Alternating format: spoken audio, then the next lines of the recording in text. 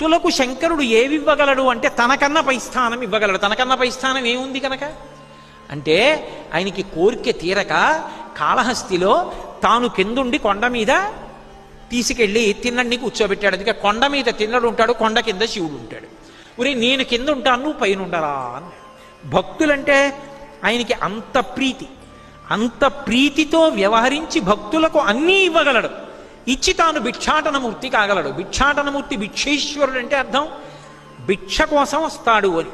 భిక్ష కోసం వచ్చాడు అంటే తనకేమీ లేనివాడు అని. తనకేమీ లేనివాడా? అందరికీ అన్నీ ఇచ్చేశాడు కాబట్టి తనకేం లేనివాడని కాదు. ఉరే నీకు అన్నీ ఇచ్చాను, అన్నీ ఇచ్చానని అనుభవిస్తూ ఉండిపోవడం కాదు.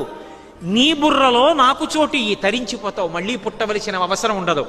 నీ బుద్ధిని నా చేతి కపాలంలో భిక్షగా పెట్టరా అని భిక్షాటనమూర్తి మన ఇంటి ముందుకొచ్చి నిలబడతాడు మహానుభావుడు ఉదారుడై.